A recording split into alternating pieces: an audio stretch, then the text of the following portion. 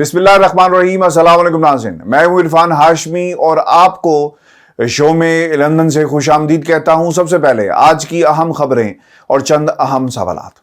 पेशावर धमाके के after shocks जारी हैं। हुकूमत की बुनियादें हिल गई, मस्जिद शहीद हो गई, मलबा अभी उठाया नहीं गया, मगर सियासतदान जिम्मेदारी का मलबा एक दूसरे पर डालने लगे। कौमी असम्बली में अहम कार्रवाई हुई, इसकी तफसील आपके सामने रखेंगे और व्यूअर्स आपको ये बताएं कि वजीर दिफा वजीर दाखिला को कौमी असम्बली में इमरान खान की याद क्यों सताने लगी, कप्तान के बयानिए से किस तरह इत्तफाक किया गया और इमरान खान की कौन सी बातें आज कौमी असम्बली में सच तस्लीम कर ली गई, इसकी तफसील भी आज के इस प्रोग्राम में आपके सामने रखेंगे और व्यूअर्स आपको ये बताएं कि मुसल्लह अफवाज के बड़ों का अहम इजलास, खराब हालात पर तशवीश का इजहार मगर दहशत गर्दों को अंजाम तक पहुंचाने का अज़्म।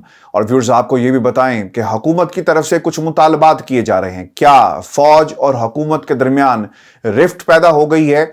इस पहलू का भी जायजा लेंगे आज के इस प्रोग्राम में और आपको ये बताएं कि आर्मी चीफ और DGISI के कौमी असम्बली में आकर ब्रीफिंग देने का यह मुतालबा किसकी तरफ से किया गया।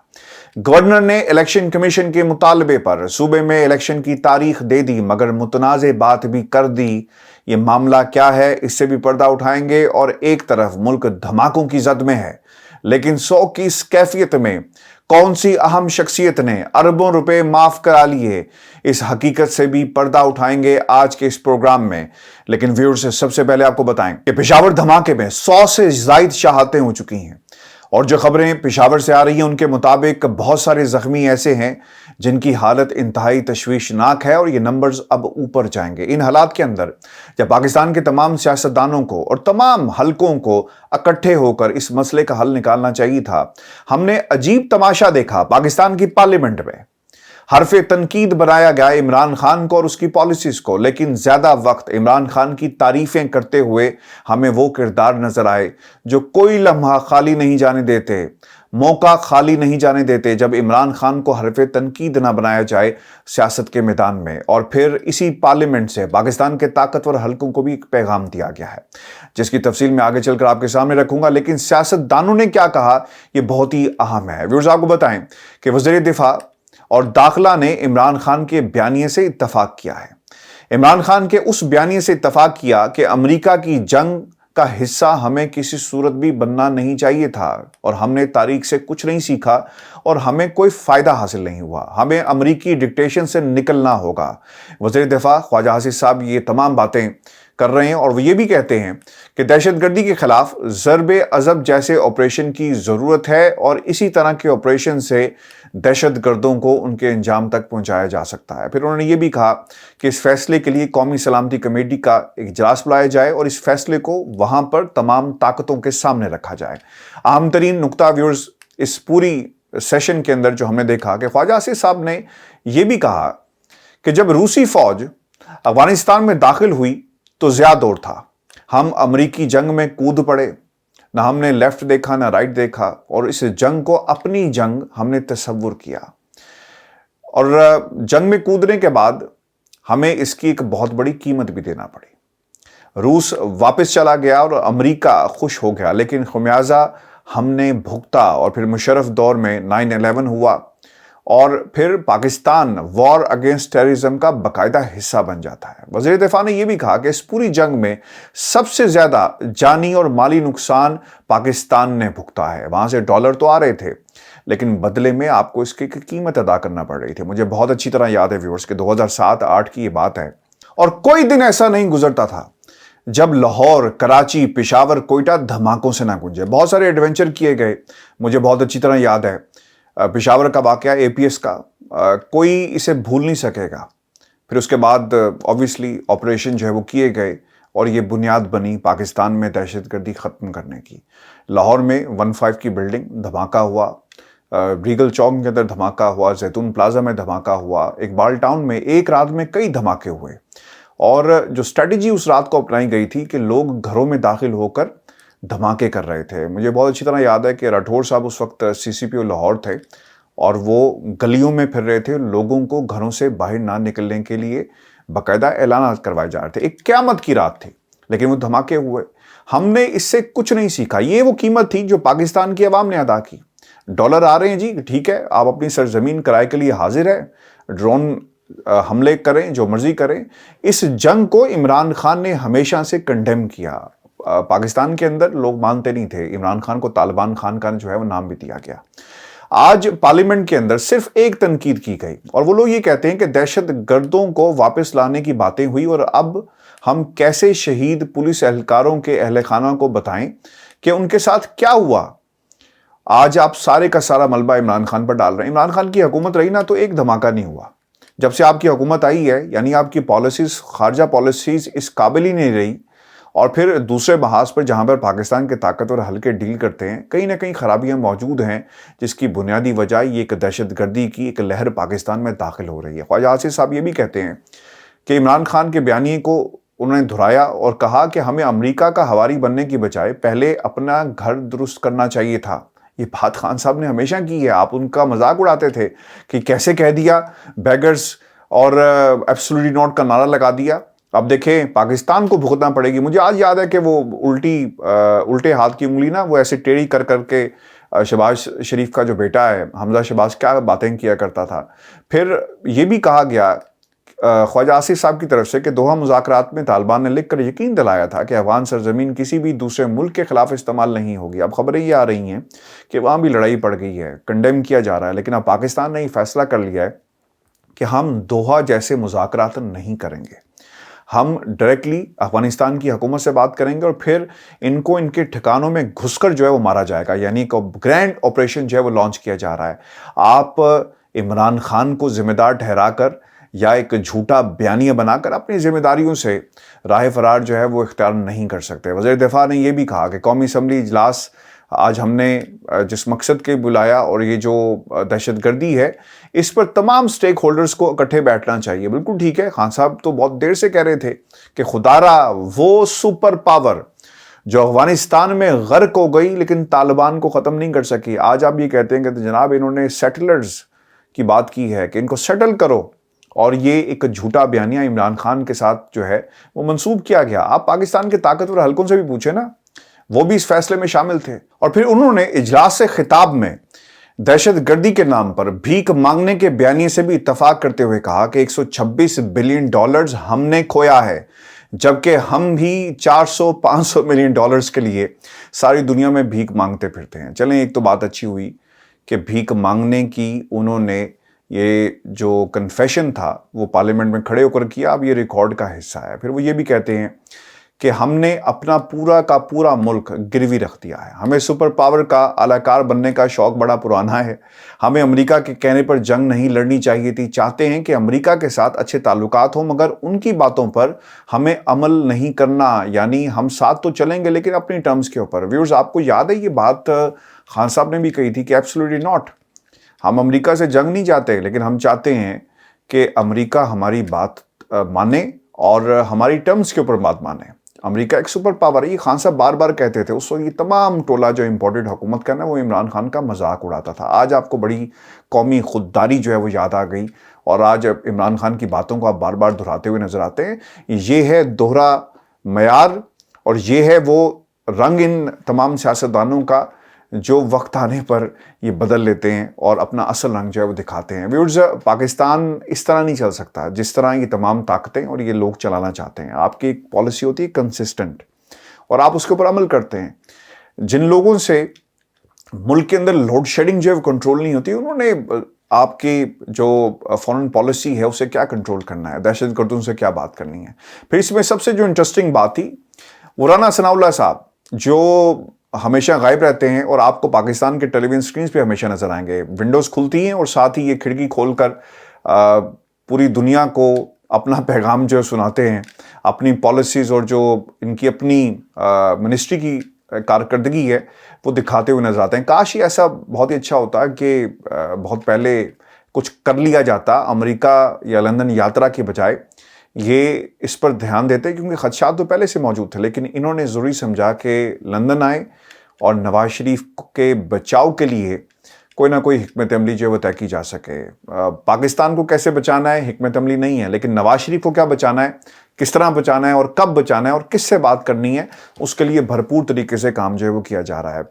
رانا ثناء اللہ صاحب یہ کہتے ہیں اور انہوں نے بھی حقائق کو تسلیم کیا اور وہ کہا کہ دہشت گردی کے خلاف جنگ میں غلط پالیسی ہم نے اپنائی، اور انہوں نے عمران خان کے اس بیانیے سے اتفاق کیا اور کہا کہ ہمیں اپنی جنگ خود لڑنا ہوگی، دہشت گردی کے خلاف پالیسی پر وزیر اعظم، آرمی چیف، ایوان کو اعتماد میں لیں۔ یہ مطالبہ کیا گیا ہے، یعنی پہلا مطالبہ کیا گیا ہے وہ رانا ثناء اللہ صاحب کی طرف سے کیا گیا، اور اس سے پہلے یہ مطالبہ نور عالم کی طرف سے کیا گیا۔ نور عالم نے کیا کہا وہ آگے چل کر میں آپ کے سامنے رکھتا ہوں، لیکن رانا ثناء اللہ صاحب یہ کہتے ہیں کہ ہم نے اپنی غلطیوں سے کچھ نہیں سیکھا، مجاہدین تیار کرنے کی کوئی ضرورت نہیں تھی پاکستان کو، کسی کے کہنے پر لڑائی میں شامل نہیں ہونا چاہیے تھا، ان لوگوں کو ہم نے مجاہدین بنایا اور اب دہشت گرد بن گئے۔ اور جو باتیں رانا ثناء اللہ صاحب اور خواجہ آصف صاحب کر رہے ہیں نا، بالکل ٹھیک کر رہے ہیں، مگر مسئلہ یہ ہے کہ یہ باتیں عمران خان پچھلے کئی سالوں سے کر رہے ہیں، اور وہ کہتے رہے کہ خدا کے لیے اپنی ایئر بیسز ڈرون حملوں کے لیے نہ دینا، آج یہ انہیں ماریں گے، کل کو یہ پلٹ کر ہمیں ماریں گے، اور آج پاکستان میں یہی کچھ ہو رہا ہے، اور ماضی میں بھی یہی کچھ ہوتا رہا۔ ہمیں ڈالر دے کر ہماری جو قومی غیرت تھی نا، اسے ہمیشہ کے لیے سلا دیا گیا۔ آج ہمت کی ہے کچھ لوگوں نے پارلیمنٹ کے فلور پر کھڑے ہو کر، انہوں نے کہا کہ D G I S I اور پاکستان کے army chief general Asim Munir جو ہے اس حوالے میں بریفنگ دیں، اعتماد میں لیں کہ معاملات کہاں جا رہے ہیں۔ آپ کو یاد ہوگا کہ 2 سال پہلے خواجہ آصف نے یہ بھی کہا کہ اسی فلور پر کھڑے ہو کر ہمیں اعتماد میں لیا گیا۔ اس وقت آپ بغاوت کرتے تھے، اس وقت یہ سوالات کرتے کہ جناب ہم آپ کے ساتھ نہیں بیٹھیں گے، آپ ایکسٹینشن نہ دیتے، اڑ جاتے، لیکن آپ نے اس وقت سیاست کی۔ آپ کو پڑا ہوا تھا کہ جناب ہمارے کیسز، ہم نے نواز شریف کو واپس لے کر آنا ہے، ہم نے لیڈر بنانا ہے، نہ وہ لیڈر بن سکا، اور پاکستان کی عوام جو ہے، چاہے وہ سیاست کا میدان ہو، پاکستان کی قوم جو ہے اس کی کاسٹ پے کر رہی ہے، مہنگائی ہو، پاکستان کی عوام اس کی قیمت ادا کر رہی ہے، اور پاکستان کی عوام ہی اپنی جانیں گنوا کر یہ قیمت جو ہے ادا کر رہی ہے۔ فیصلے صرف آپ کے ہوتے ہیں۔ ویورز، کچھ اہم باتیں مشاہد حسین صاحب کی طرف سے بھی کی گئی ہیں، اور یہ اس لیے میں اس کو شامل کرتا چلوں کیونکہ انہوں نے اپنی ہی حکومت کو ایک آئینہ دکھایا ہے۔ مشاہد صاحب یہ کہتے ہیں کہ اس لولی لنگڑی حکومت کو اب چلتا کرنا چاہیے، اس میں اب کچھ نہیں رہا، جان جو ہے ختم ہو چکی ہے، فیصلے کرنے کی صلاحیت موجود نہیں ہے، کوئی اور نہیں، مشاہد حسین سید صاحب جو کر رہے ہیں۔ پھر وہ یہ بھی کہتے ہیں کہ فیصلے کر لیں، یہ نہ ہو کہ آئندہ کوئی جنرل آ جائے اور پھر ہم ایک دوسرے کی شکل دیکھیں گے اور پھر اس وقت کو کوسیں گے جب ہم نے مل کر فیصلے نہیں کیے۔ پھر وہ یہ بھی کہتے ہیں کہ اگر کوئی جنرل آ گیا تو پھر حالات جو ہیں وہ مشکل ہو جائیں گے، یعنی ان کا اشارہ تھا کہ پاکستان کے اندر جس طرح کے حالات ہو گئے ہیں، یہ نہ ہو کہ مارشل لا جو ہے وہ نافذ کر دیا جائے۔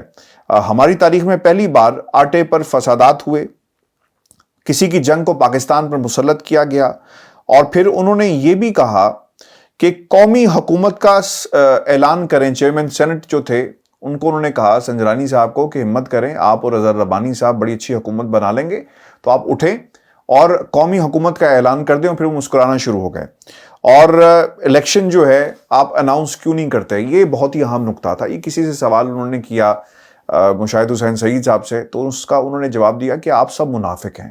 جس نے یہ سوال کیا ان کو یہ جواب دے رہے ہیں، آپ یہاں پر بیٹھ کر جمہوریت کی بات کرتے ہیں، لیکن پالیسی جو ہے وہ جنرل ضیاء کی آپ اپنائے ہوئے ہیں، اسی کے نقشے قدم پر چل رہے ہیں۔ ماضی میں جنرل ضیاء کو جب کہا جاتا تھا نا کہ انتخابات کرواؤ، تو وہ آگے سے کہتے تھے کہ ابھی حالات جو ہے نا وہ مثبت نہیں ہوئے، جب تک مثبت نتائج نہیں آئیں گے ہم حالات کو دیکھ کر اس بات کا فیصلہ کریں گے کہ ہم نے پاکستان میں عام انتخابات جو ہیں کب کروانے ہیں۔ اور انتخابات ہوئے نہیں، کئی سال بیٹھے رہے۔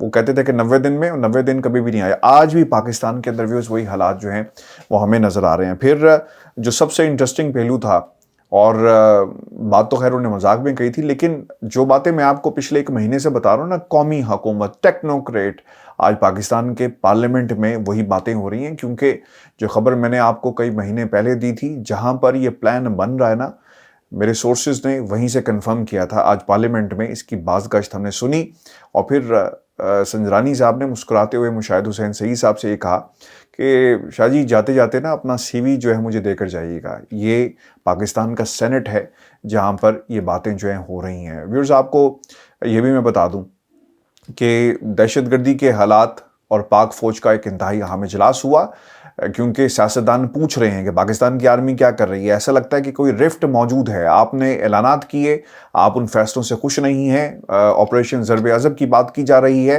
جو فیصلے کیے گئے طالبان کے حوالے سے، اس میں پاکستان کی اسٹیبلشمنٹ کا کیا کردار تھا، جمہوریت کا کیا کردار تھا، جمہوری سیٹ اپ کا کیا کردار تھا، اب اس کے اوپر بات چیت جو ہے وہ ایک سوال، بڑا جو سوالیہ نشان ہے اس کے اوپر لگا کر جو ہے وہ کی جا رہی ہے۔ اجلاس ہوا ہے جی، جس کی صدارت army chief general Asim Munir نے کی ہے، اور وہ یہ کہتے ہیں کہ غیر اخلاقی اور بزدلانہ کارروائیاں قوم کے عزم کو متزلزل نہیں کر سکتی۔ بزدلانہ کارروائیاں دہشت گردی کے خلاف جنگ میں کامیابی کے عزم کو مضبوط کرتی ہیں۔ بزدلانہ کارروائیاں کسی بھی دہشت گرد تنظیم کے لیے زیرو ٹالرنس کے ساتھ عزم کو مضبوط کرتی ہیں، اور آرمی چیف نے دہشت گردی کے خلاف آپریشنز پر فوکس جاری رکھنے کی ہدایات بھی جاری کی۔ بہت اچھا ہے جی، زبردست کام ہو رہا ہے، اہم فیصلے کیے گئے ہیں، اور ہونا بھی اسی طرح چاہیے تھا۔ لیکن نور عالم صاحب جو ہے نا وہ کوئی اور بات کر رہے ہیں۔ نور عالم صاحب یہ کہتے ہیں کہ جناب یہ جو لوگ مرے ہیں نا، جو لوگ شہید ہوئے، یہ میرے لوگ تھے، یعنی پورے پشاور کو انہوں نے پاکستان سے الگ کر دیا ہے، جس کا جواب رانا ثناءاللہ نے دیا، اور میں انہیں کریڈٹ دوں گا کہ نور عالم کی اس بات کا جواب دیا۔ بعض لوگ اتفاق نہیں کریں گے، وہ کہیں گے کہ جناب یہ ٹوپی ڈرامہ ہو رہا ہے، ایک کو تنقید کے لیے کھڑا کر دیتے ہیں اور ایک کو جو ہے وہ آتا ہے اور حکومت کی پالیسیز جو ہے وہ بتانا شروع کر دیتا ہے۔ کسی حد تک یہ بات درست بھی ہے، لیکن نور عالم یہ بھی کہتا ہے کہ جب تک دھماکے لاہور میں نہیں ہوں گے نا، یا کراچی میں نہیں ہوں گے، آپ کو ہوش نہیں آنا۔ یعنی اس نے تمام جو ہمارا کے پی ہے اسے پاکستان سے الگ کر دیا، اور پھر نور عالم نے بھی یہ مطالبہ کیا ہے D G I S I سے، army chief general Asim Munir سے، کہ وہ ایوان میں آئیں اور ہمیں بریفنگ دے۔ ویورز، پوری قوم دھماکوں کے بعد اس وقت ایک سو کی کیفیت میں ہے، مگر اربوں روپے معاف کرانے میں کون مصروف ہے، یہ انتہائی اہم سوال ہے۔ پوری قوم اس وقت رو رہی ہے جو کچھ پشاور میں ہوا، اور اسے کنڈیم کیا جا رہا ہے، حل تلاش کرنے کی کوشش کی جا رہی ہے۔ قوم کو معاشی بدحالی اور دہشت گردی کی خوف کی صورتحال کا سامنا ہے، مگر آصف علی زرداری اور سندھ میں اس کی ٹیم دن رات نیب میں اربوں روپے کے کرپشن کے جو کیسز تھے وہ معاف کرانے میں مصروف ہے۔ یعنی ادھر قوم دہشت گردی سے نمٹ رہی ہے، تو ادھر وہ اپنے کیسز جو ہیں انہیں کارنر، نکرے لائن جو ہے وہ لگایا جا رہا ہے، بالکل سائڈ پہ کیا جا رہا ہے۔ اور اس شور میں یہ خبریں کھل کر منظر عام پر بھی نہیں آ رہی۔ پاکستان کے میڈیا جو ہے نا اس پہ بات نہیں کر رہا، یعنی خاموشی کے ساتھ جو ہے واردات ڈالی جا رہی ہے۔ آج خبر سامنے یہ آئی ہے کہ سندھ میں نیب نے آج 2.5 ارب روپے سے زائد کیس جو ہیں معاف کر دیے ہیں۔ نیب کو واپس بھیج دیے گئے ہیں یہ کیسز، اور عدالتوں کا یہ کہنا ہے کہ جناب قانون بدل گیا ہے، اب ہم کچھ نہیں کر سکتے۔ یہ وہ بنیادی نقطہ ہے جس کو ہم نے ہمیشہ ہائی لائٹ کیا کہ یہ بڑے دھڑلے کے ساتھ سینہ چوڑا کر کے پاکستان کی عوام کو بیوقوف بناتے ہیں کہ دیکھیں جی ہمارے پہ الزام لگاتے تھے خان صاحب، اور کچھ ثابت نہیں کر پائے۔ بھائی جب آپ نے رول آف دا گیم ہی چینج کر دیے، رولز ہی بدل گئے، قانون ہی بدل دیا آپ نے، تو پھر کس طرح ثابت کر سکیں گے؟ جب قانون ہی یہ ہے پاکستان کے اندر کہ چوری اب کوئی غیر قانونی نہیں ہے، سب مل کر چوری کرو، تو پھر عدالتوں نے کہنا ہے نا کہ جناب ہم تو اس قانون کو امپلیمنٹ کریں گے، بینگ اے جج، تو قانون بدل گیا ہے، اب لہٰذا ہم کچھ نہیں کر سکتے۔ زرداری صاحب کے ایک فرنٹ مین ڈاکٹر عاصم کی 17 ارب روپے کرپشن کی فائل تیار ہے، جو آئندہ چند روز میں بند کی جائے گی۔ میری ڈاکٹر عاصم سے لندن میں متعدد دفعہ ملاقات بھی ہوئی، ہارلے اسٹریٹ کلینک کے بالکل ساتھ ایک ہاسپٹل میں یہ زیر علاج تھے جب یہ باقاعدہ آیا کرتے تھے، اور غالباً ان کی مسز بھی، if I am not wrong, میں یاد کرنے کی کوشش کر رہا ہوں، یہ بات ہے غالباً 2019 کی۔ نواز شریف صاحب آئے تھے ہارلے اسٹریٹ کلینک اس سے پہلے، پاکستان جانے سے پہلے، اور پھر ڈاکٹر عاصم جو ہیں وہ ہارلے اسٹریٹ کلینک کے بالکل ساتھ ایک ہارٹ کلینک ہے، وہاں پر یہ جایا کرتے تھے، اور ڈیلی میری ان سے ملاقات ہوتی تھی۔ اب ویورز آپ کو یہ بتائیں کہ نیب سندھ نے اس سے قبل 1 ماہ کے دوران زرداری صاحب کے ساتھیوں کے 2.5 ارب روپے سے زائد جو ہیں کرپشن ریفرنسز واپس بھیج دی ہیں۔ آصف علی زرداری کا اربوں روپے کا پارک لین ریفرنس بھی نیب کو واپس بھجوا کر کلین چٹ دے دی گئی ہے۔ زرداری صاحب کے ایک اور فرنٹ مین سابق ڈائریکٹر KDA ناصر عباس اور دیگر کے خلاف ریفرنسز بھی نیب کو واپس بھیج دیے گئے ہیں۔ ناصر عباس اور دیگر کے خلاف 354 اور 200 ملین روپے کی کرپشن کے ریفرنسز زیر سماعت تھے۔ اس طرح سندھ میں معذور بچوں کے فنڈز میں 250 ملین روپے کی کرپشن کا ریفرنس بھی واپس نیب کو بھیج دیا گیا ہے، اور زرداری کے رائٹ ہینڈ وزیر اعلیٰ سندھ مراد علی شاہ کا तवानाई के शोबे में अरबों रुपए का केस माफ करने का नैब ने ऐलान कर दिया है। व्यूअर्स, ये हालात हैं जो पाकिस्तान के अंदर आप इस वक्त देख रहे हैं, केसेस माफ करवाए जा रहे हैं।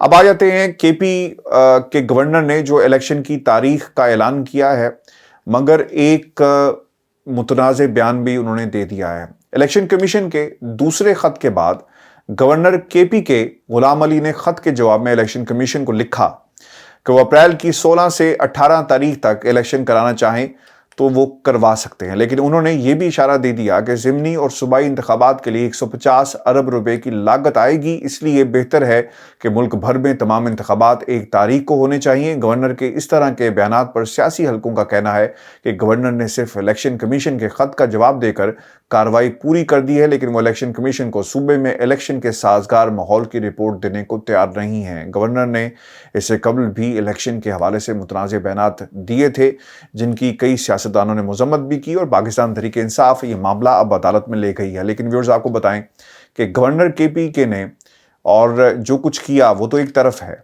लेकिन ये जो सीएम केपी के हैं, इनकी तरफ से पेशावर साने के हवाले से जो बयान दिया गया, इसकी मजम्मत हम सब लोगों को करनी चाहिए। और उन्होंने यहाँ तक कह दिया कि जनाब इस तरह के वाक़यात होते रहते हैं, गालिबन पाकिस्तान के अंदर ये वाक़यात हुआ करते थे माजी के अंदर, लेकिन अब ये वाक़यात की एक नई लहर है जो इस हुकूमत की वजह से, यानी इनकी गलत पॉलिसीज़, और आपको अंगेज करना चाहिए था तालिबान को, जो आप करने में नाकाम रहे।